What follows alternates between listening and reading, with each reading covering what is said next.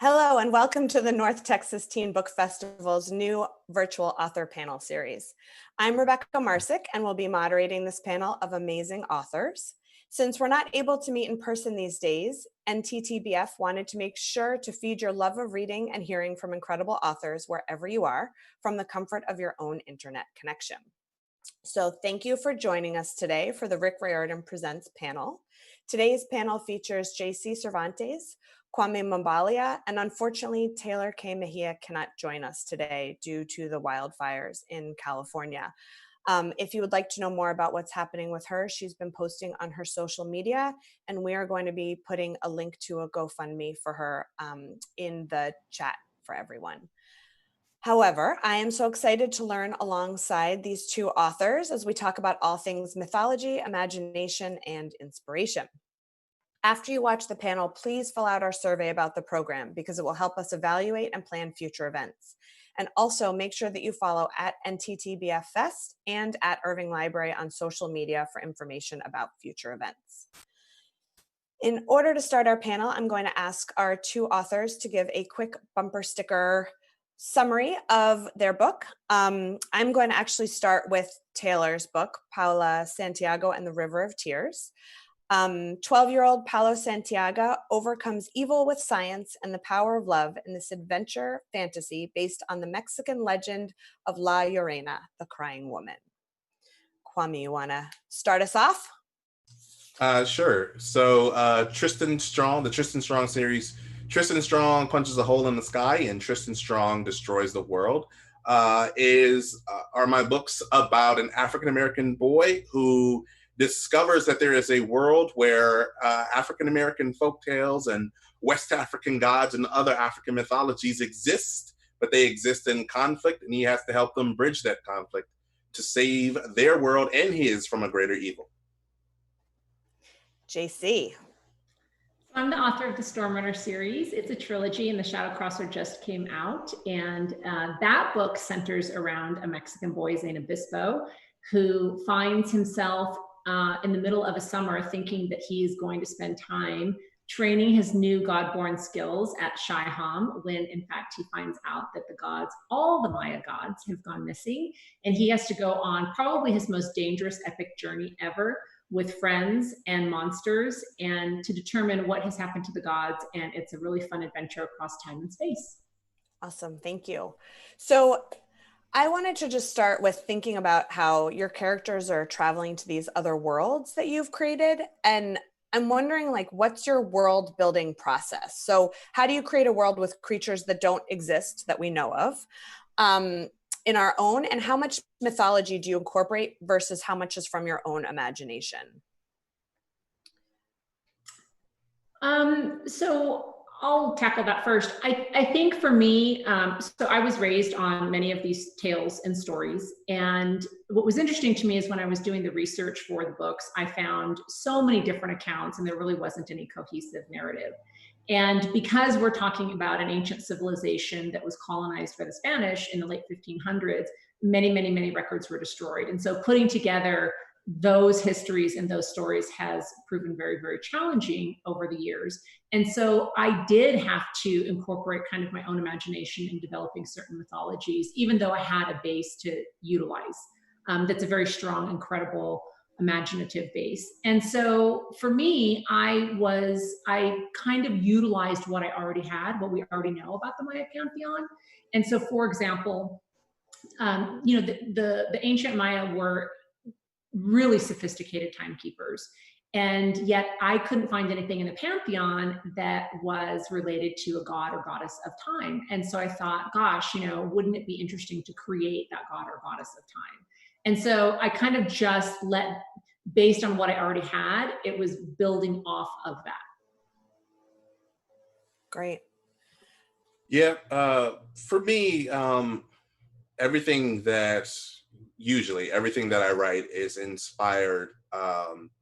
It's inspired by our world, whether it's geographical features, whether it's iconography and symbols. Usually I'm reading something, or I'm browsing and perusing Pinterest and pinning ideas and stuff for my world building. And this secondary world that Tristan travels to, the world of Alki.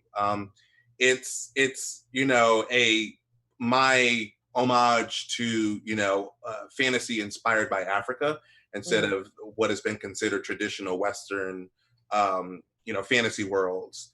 And so we have grasslands with giant lake systems, as we find in book 2. We have Isilangu, which is the giant, huge shield mountain fortress that is inspired by the Drakensberg Mountains that runs across South Africa. And then we have the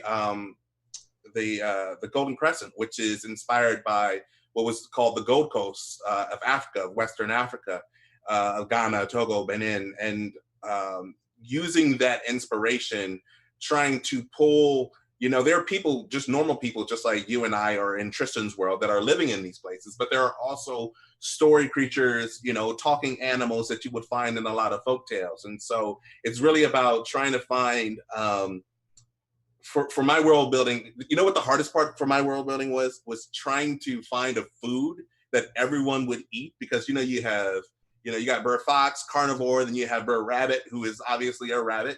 And then you have people and turtles and tortoises and birds. And it's like, okay, what do they eat that, I could put in there that wouldn't completely break everything? And finally, I just had to settle on like soup.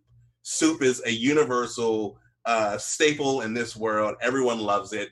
Soup. That is the only meal I put in this book, is soup.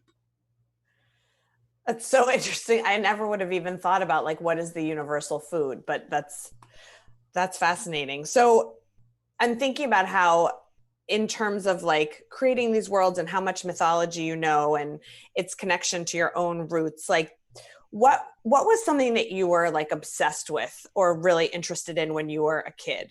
So like, I think about how I went through this phase where I was obsessed with knowing everything about the Titanic. And it came from my dad. He had this real interest in it. And so like, I just had to read everything about it. I watched everything. And this was like before it was even found at the bottom of the ocean. So that was really exciting for me. I'm wondering like, what was something that you were really, really into as a kid?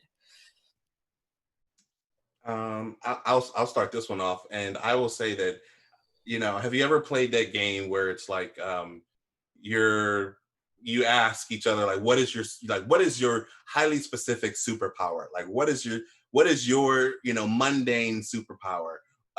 Something that you could perform and replicate accurately on end, like whether it's knowing the correct spoonful of jelly that will completely cover a piece of toast every time, no matter what, you can nail it.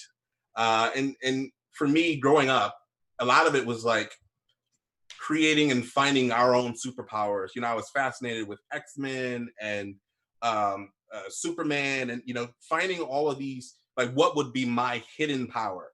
Like, I remember when I was, I don't know, I was really young, maybe 4 or 5 or something, and I bumped my elbow, and you hit your funny bone and everything starts tingling, and I was like, I've unlocked my power. Like, that's what that is. I am going to become a superhero. Because I was really invested in the idea of just, the normal people having powers, someone who looked like me having powers, and, what would I do with it? What stories could I create? And so it's not a surprise that for me, that writing a book with, the Tristan Strong series, where his superpower is abnormal, and that is he can, bring stories to life and manipulate them. It's something that past me would have, loved to have controlled if I had that power.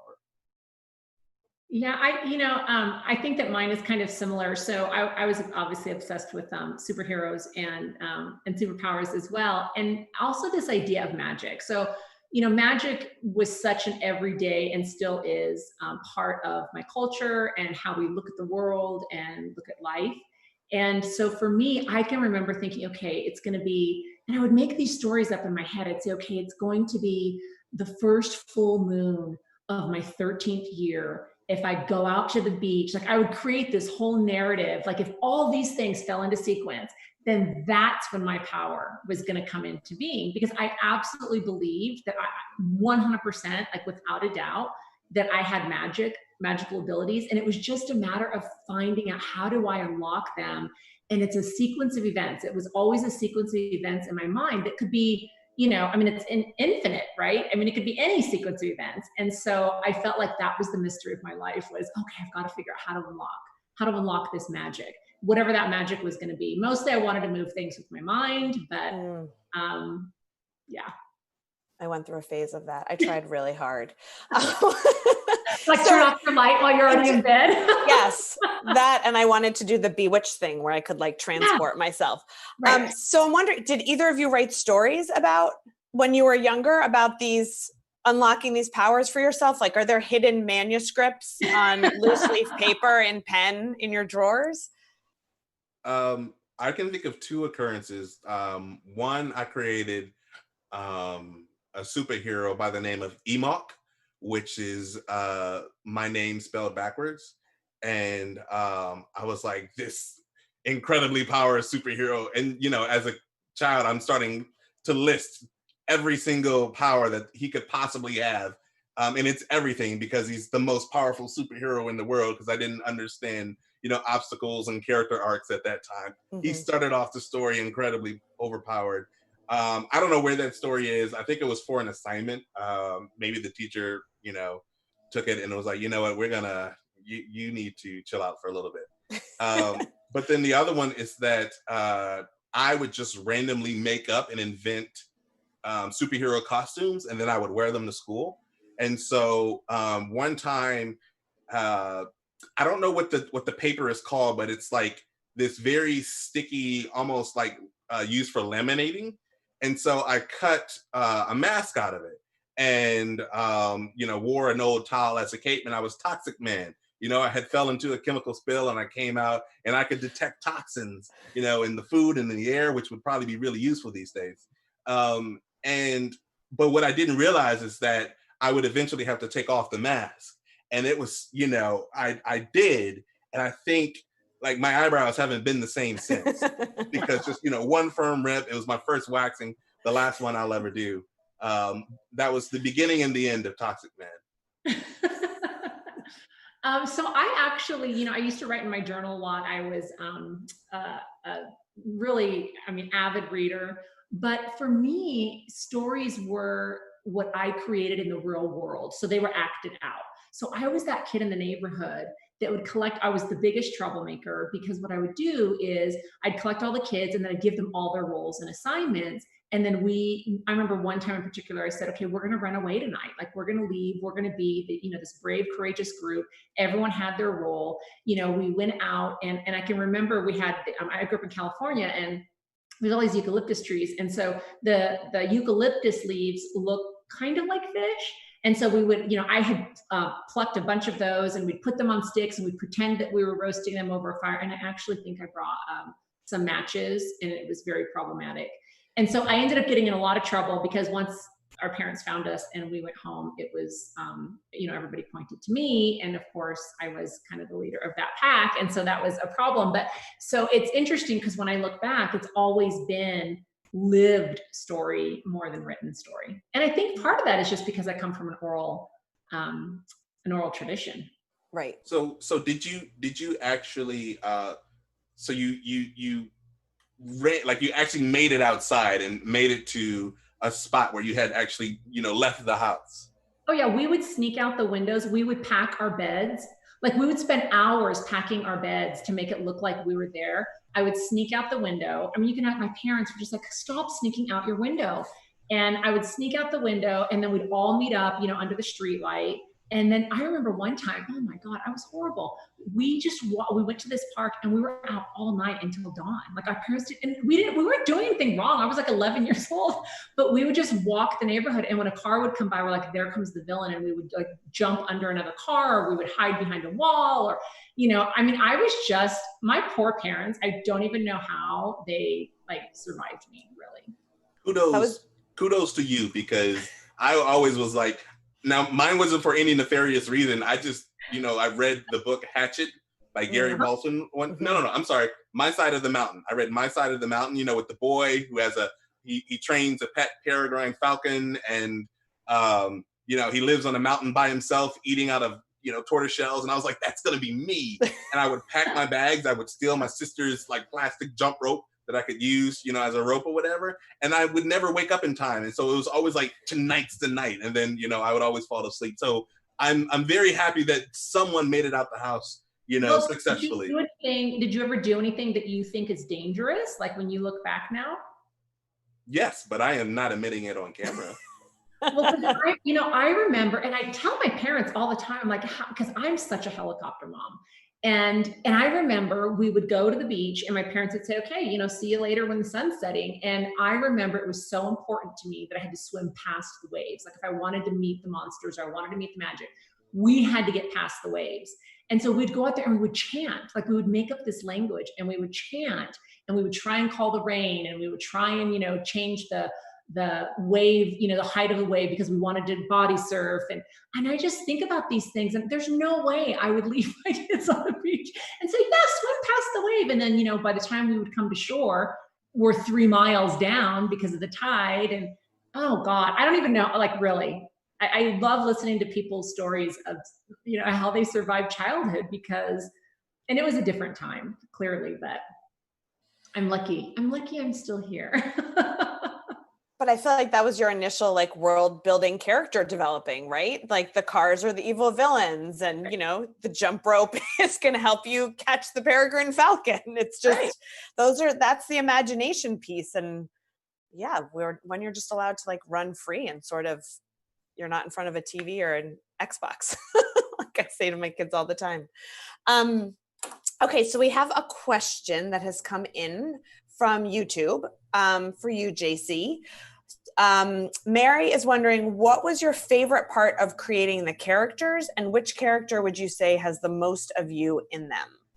Oh, those are hard, aren't they, Kwame? Those questions are so hard. Okay, so I'm going to repeat this to make sure I have it right. So which character has the most of me and which was the hardest? Which was your favorite part of creating the characters and which has the most of you in them?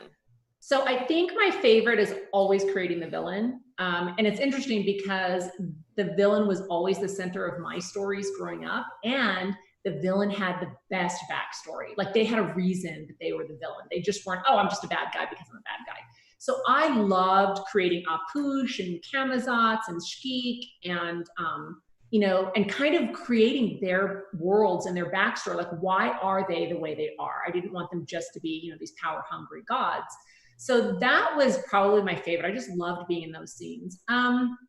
Gosh, the character that's most like me, you know, I can't answer that because I think that there's a piece of me in all of the characters. I can tell you the character that I wish that I was the most like, and I've said this before, and that's Ishtab, who is the goddess.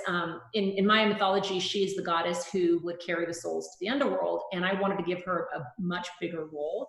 And so she actually overthrows the patriarchy, kicks everybody out of Xibalba, the underworld, and she takes over, and she's completely redecorating and making it a brand new place. And there's something about her that she's very appealing to me because she's very powerful. She says what she means and she means what she says. She's not worried about being nice. She doesn't have a lot of, I think, I don't know, some of the baggage that, you know, we going through the world as humans carry. And so I want to be like Ishtab. Not that I'm throwing over the patriarchy, but I want to be like her. Although maybe that would be a good thing. Thank you. So Kwame, we had a question earlier from Sahil, wants to know, will Tristan Strong have any spin-offs? Will Tristan Strong have any spin-offs? I can say that there is nothing in the works right now. But the way that I like to write stories is I like to leave, you know, I like to leave certain open ending arcs, you know, of subplots or whatever that could be picked up and spin off on. Just because I find that I create a lot of side characters that I really want to invest more time in and develop them further, see how they became who they were, as JC was saying.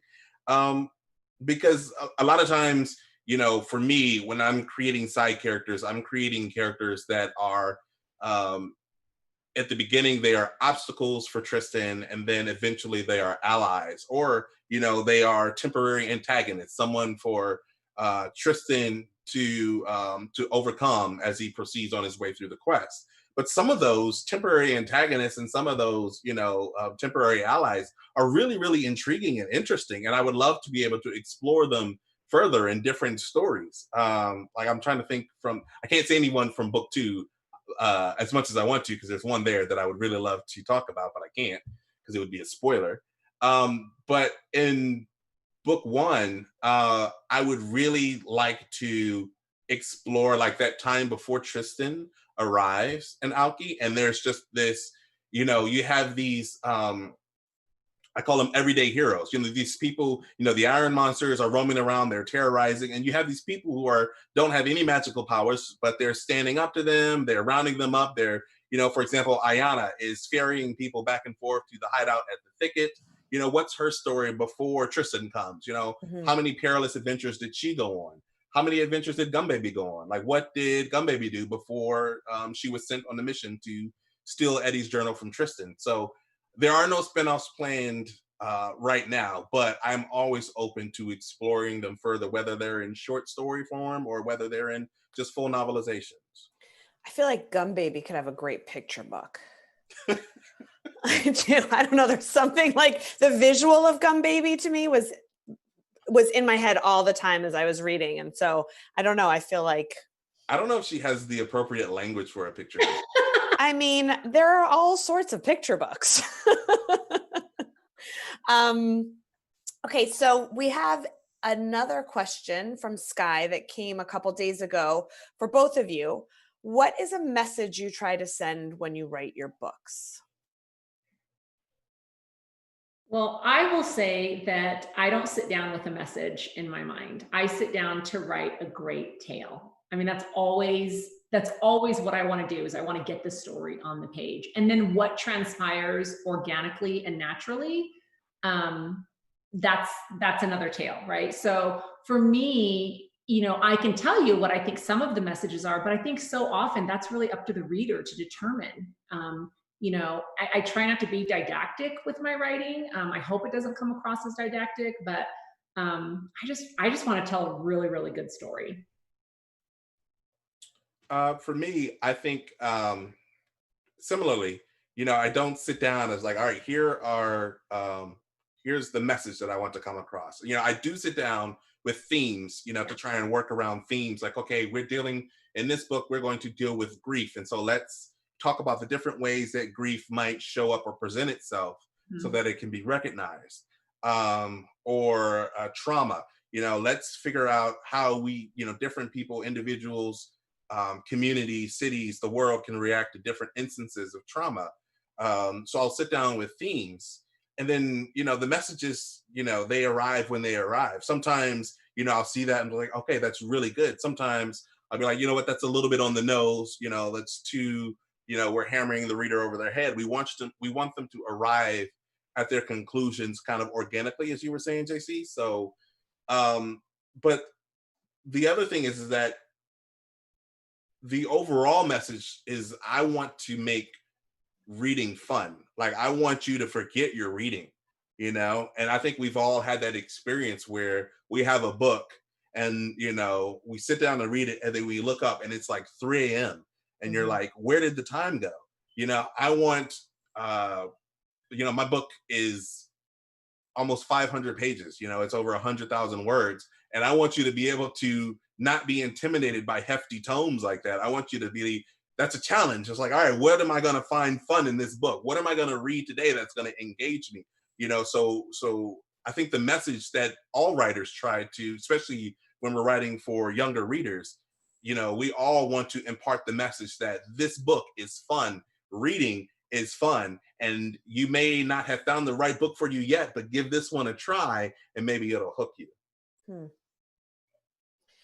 So on Facebook, Jenny, I think, is thinking back to your stories about childhood, and she wants to know, as a kid, did you know you wanted to be writers, for both of you? So as you were creating these stories, did you know one day you wanted to be a writer?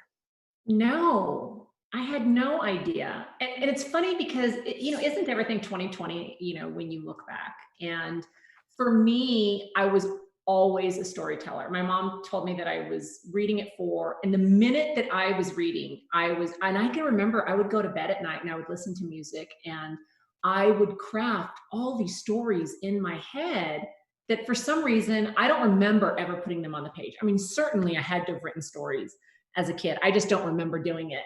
And so I don't think I ever thought about it. And I don't think that it would have crossed my mind, the way that I grew up. I think it would have felt like too lofty of a dream, too big of a dream, something that only people who, in my young mind would have been, oh no, you have to be, super educated, or you have to live in New York, or you have to be, uber wealthy.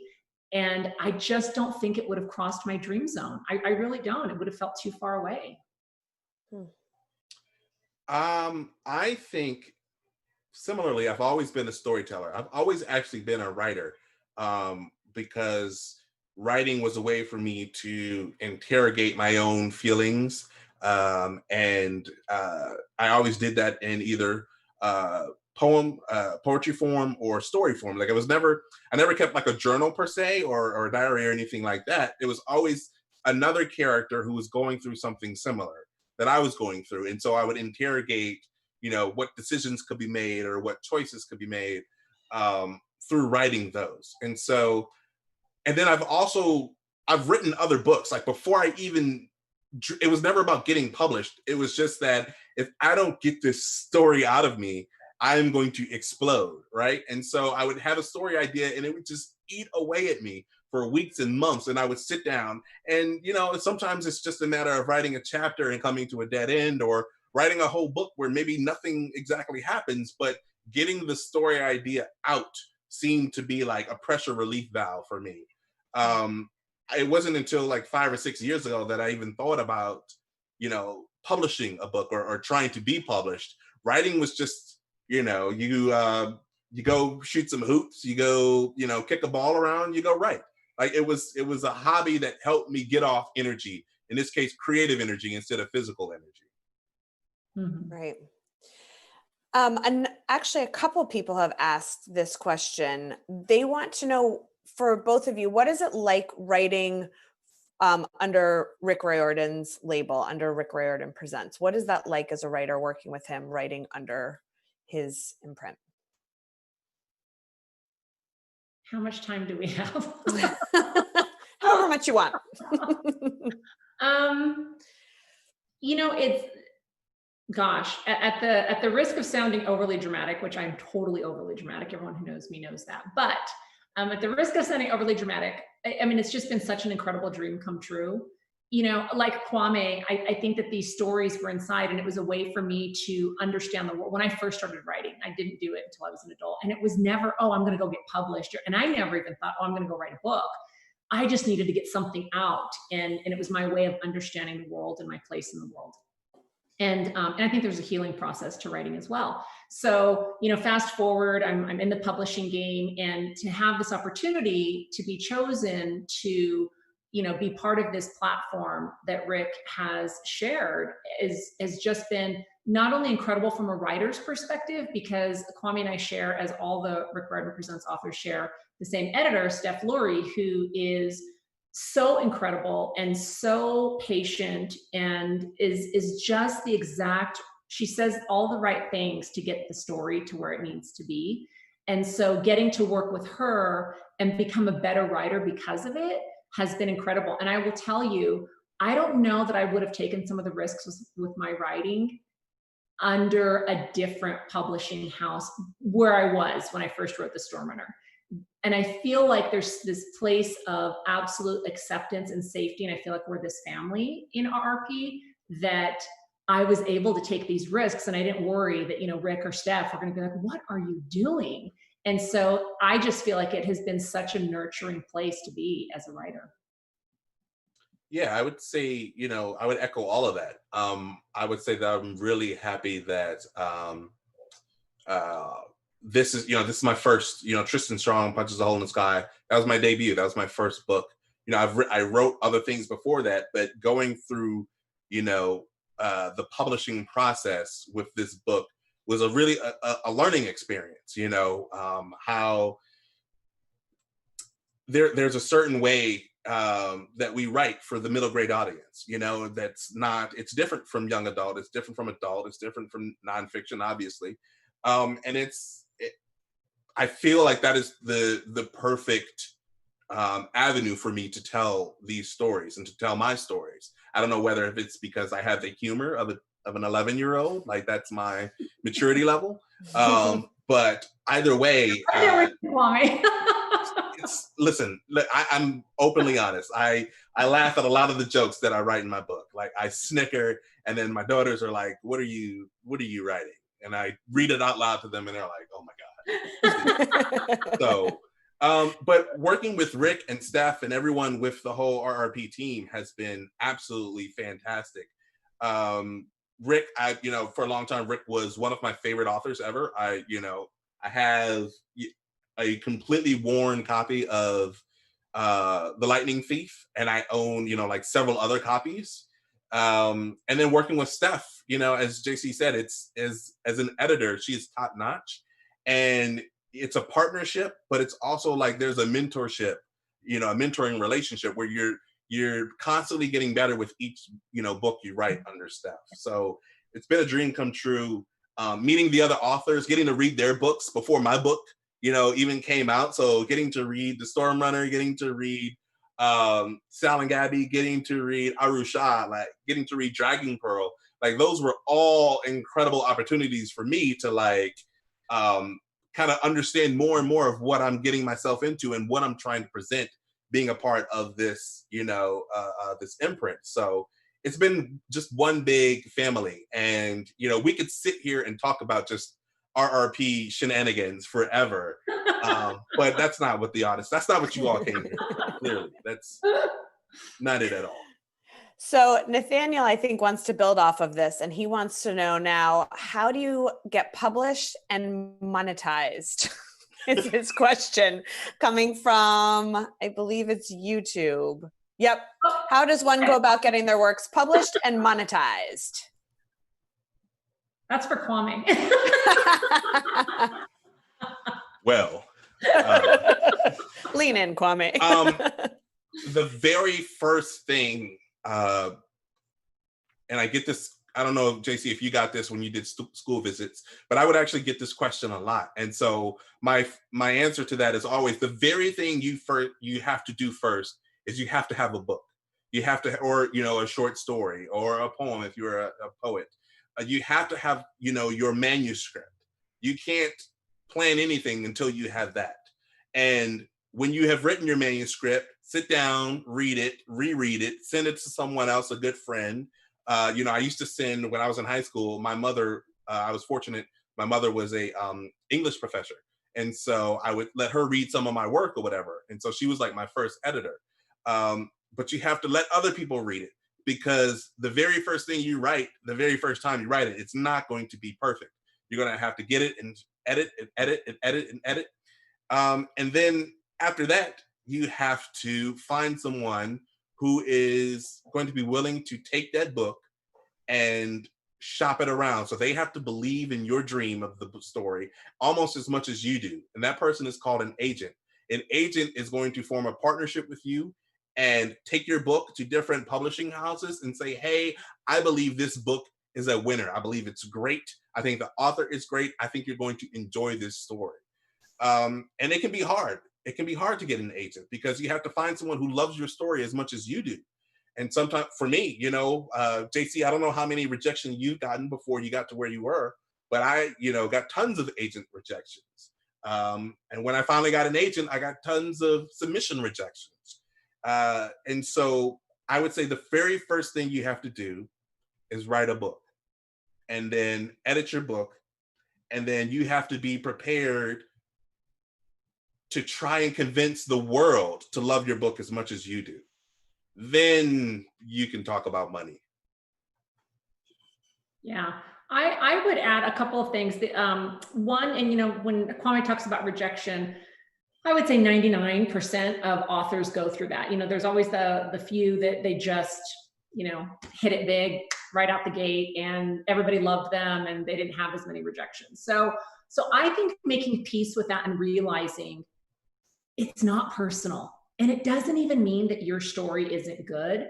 Sometimes an agent has too much of that kind of book. Maybe they just have too many fantasy MG, middle grade authors. Or sometimes a publisher, they have too much coming out the next season or the season after that's so similar to your book that it's not going to work.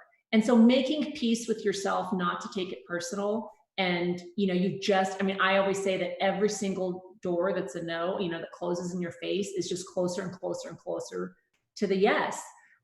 So I think making peace with that. And the other thing that I would add is read widely. I am so surprised, Kwame, I don't know if this happens to you, but when I talk to people who want to get published and I say, well, what are you reading in children's literature? Well, I don't have time to read. And they don't know, the current titles. They're reading titles, and classics are great.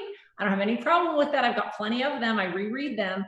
But if you don't know what's going on in your own industry, if you don't have your finger on the pulse of what is being marketed, what is being publicized, what it has been successful. And I'm not saying to follow trends, you should never do that. But I think you have to be reading widely, not just, I don't just read fantasy, middle grade, and YA. I'm reading, I'm talking nonfiction, I'm talking, spy novels, I'm talking romance. Read widely across genres, I think is super, super important too. Great. I want to go in a little bit of a different direction because I'm curious about something, given the world that we've been in the last 6 months. If you had to quarantine with one of your characters, who would it be and why? Well, I would quarantine with Gum Baby. I want a doll. I want a Gum Baby. So if you could make that happen, Kwame, please just remember that I asked first, okay? I got you. I would actually quarantine with Apush, the god of death, darkness, and destruction. I would quarantine with him, and here's why. He has been appealing to me since the moment he stepped on the page. He was not meant to become who he became, and that was the beauty of watching his character develop in a natural way. And he has surprised me at every single turn. You never know what he's going to say. He's unpredictable, he's powerful, but you come to find out his loyalty is deep. And number one for me always is loyalty. And so, plus he's so cool. So I think I'd want to be with the God of Death. That's a tough one for me. I would have to say, I would probably either quarantine with Anansi or Highjohn. And just because both seem like the type that they wouldn't let you get bored. Anansi is going to be full of tricks and full of, he's going to play his own little games. But life would be interesting. You wouldn't be bored. Highjohn is similar. Highjohn and with his ability to step outside himself, step outside of time, and which I think we all should be able to do, and pull out for a wider perspective on the world. I feel like you would get into a lot of interesting things with Highjohn. But I think at the end of the day, I would probably choose Anansi, because Anansi, he would probably be able to tell a good story. And at the end of the day, that's what's going to pass the time. So you want to spend time with someone who's going to make life interesting and be able to tell you a good story. Great. As we're talking, there are a bunch of questions coming in from the audience, and they kind of have a similar theme of, if you're a child and you've written something, but you're scared to share it with the world, what do you do? Or how do you get over all of those rejections? Did you ever feel like quitting? So what advice would you give to writers, future hopefully published authors, to help them continue on this process regardless of rejection or fear, or what would you say? I think for me, I would say, in terms of dealing with the rejection, I know Kwame shares this with me. We're big Rocky fans. And I mean, when I tell you I've been obsessed with Rocky forever, I have been obsessed with, when I have a bad day, my husband always knows, because he comes home and I'm watching one of the Rocky movies. So I think finding something like that that inspires you, whether it's a book, a historical figure, a movie, music, a video game, going out and playing, something that inspires you to be greater than you are, than you think you can be. I really feel like holding that close is the thing that when you're feeling like the whole world is against you, that everyone is rejecting you, that you're not any good. You know, we have these voices that we just beat ourselves up constantly. I think especially artists. And I think finding that place for yourself that you can go to safely is really, really important. And the second thing that I would say is you don't have to share your work with the world. You don't owe your story to anyone. Find someone you trust. There's two, there's different kinds of readers. I mean, you can take your work to a family member, or, your mom, your dad, a caregiver, and those people are going to say, oh, it's really great, we love it. And then there's going to be the more critical component. So maybe start with those who love you, who are going to be a little bit gentler with you, depending on what your goals are, and then find a critique partner, someone else who's also a writer. I think that there is some give and take there that makes it a more natural process. Yeah, I'm gonna piggyback off of your last comment, in that finding a critique partner is one of the greatest things that you can ever do as a writer, because a critique partner, it's not just someone who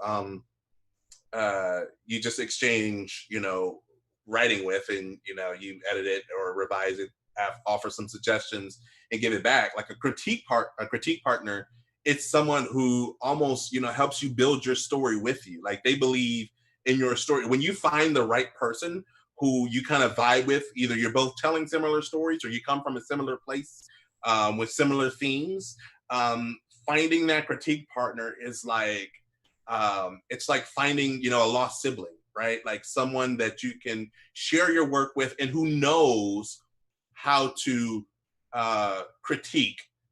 And that's a valuable skill. Like, and when I say that, I mean, not just tell you that a sentence is bad, like, oh, this sentence sucks, why do you have this in here? But to tell you in a way that inspires you to change it and to better it, and do it in a way that comes from a place of care and value, and that they know that your writing is great, but they want you to be better.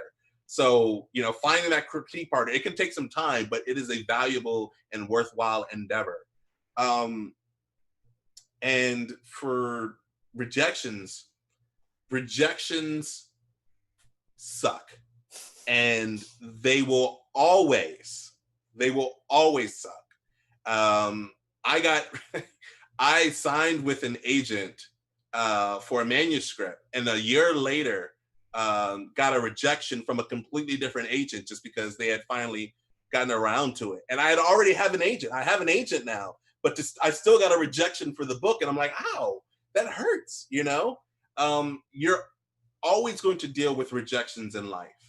Always. It's not just with writing, it comes with the entire, just being alive. You're going to deal with someone saying no to something, whether it's to career advancement or whether it's, can you have an extra cookie after dinner? You're always going to get rejected. And so learning how you best deal with rejection in a healthy way is also a worthwhile endeavor. As JC said, whether it's finding something to submerge yourself in, video games or music, taking a walk. For me, sometimes when I get a rejection about my writing, I turn to my first love, which is reading. Reading other people's writing has always been an inspiration for me, and it always helps me pull myself out of whatever pit of despair I've dropped into, because I know that they've gone through what I've gone through. They've worked through rejections. They've worked through multiple edits and revision rounds and finding agents and getting that book sold. And so they've been through what I am going through. And so reading a great book by a great author is always something that helps me cope with rejections. Great. So as we're winding down, I feel like I always need to ask this question. In terms of like inspiration, who would you recommend, or what books should your readers and these viewers read for inspiration of their own to become writers? Like, who are you reading right now or in the past? I know, we talked about Rick Riordan being an inspiration, and Rocky as a movie being helpful. So even like movies or TV shows, like what is the creative inspiration that you would recommend to the viewers? I'm going to go a little bit off script here. Mm-hmm. And the way that I'm going to excuse myself is by saying that, I'm going to start off with the idea of an oral historian, someone who collects stories and then transcribes them and writes them down for the world to read. People like Zora Neale Hurston and Henry Louis Gates are two of my favorite ones that I constantly am going back to. But I'm going to say that doing what they did is also a great way to get creative inspiration. And that is going around your community and talking to people, especially your elders, about, different anything, what life was like for them growing up, or some of their fun stories. Some of the best stories I've heard didn't come from writers, or didn't come from authors. It came from someone who's like, let me tell you, what happened to me this one time I was waiting on the bus. And you're like, oh, okay, here comes Uncle Joseph. He's got another tale for us. He's never written a story a day in his life, but he knows how to tell a story. And when you know how to tell a story, that's the key to writing, is knowing how to tell a story. I love that you just said that. I feel like we don't give enough weight to the oral tradition and how important that is. Oh, and the stories are always so great. I mean, I have people in my family, they tell me stories and I think, how in the heck did that actually happen? Mm-hmm. It's been embellished, but they're quite comical, and sometimes they make it into my books. So I think what Kwame said is so valuable. And I also think for me, I think it's important. I know what inspires me. You as an individual have to find that thing that inspires you, right? So whether it is, I know looking at the sunsets in New Mexico against the mountains, or the sunrise against the mountains and the sunsets across the mesa, it makes me realize how small I am. We all are. And there is something about that that's inspirational for me that I feel like I was born with a sense of urgency. I don't know why I was that way as a kid. And I think that has always propelled me forward. So finding the thing that inspires you is really important. And so for me, I always find inspiration in poetry, always. To me, it is the highest form of art. I get in arguments with people about this because some people think it's music, some people think it's visual art. To me, the poets they are the magicians of our time. I don't know how they do what they do. And so some of my favorites, I love Pablo Neruda. I will often turn to Pablo Neruda, love Rilke, and I love Mary Oliver. I think she's one of the greatest poets that we've seen. And because she's such a philosopher. And there's so many that I could name, but for me, sitting down with poetry always inspires me, not just to be a better writer, but to actually be a better person. And if I could jump off of that real quick, JC, if you, like me, out there struggle with, okay, I want to get into more poetry, where do I turn to? If you have an email, I signed up for a poem a day. It just gets emailed right to my inbox. And sometimes it's people I know. It might be Jacqueline Woodson. It might be Jason Reynolds. It might be Elizabeth Acevedo. Sometimes it's someone I've never heard of. And what's fun is just, it's right there. It's 3 to 5 minutes of reading that poem and just sitting and digesting with it. And then I'm on and about my day. It's not me, trying to, either order books or filter through the poetry section in the library. It's, you get a poem right there in your inbox. Yeah. I love it. Great suggestions. Thank you both so much. This has been so much fun. I have learned so much, and I feel like I'm going to just need to keep kicking my children out, locking them out of the house for the day and telling them to go on adventures. So maybe one day they'll grow up to be writers like the two of you. So thank you so much for joining us. Thank you everyone who's watching today, and enjoy the rest of your day.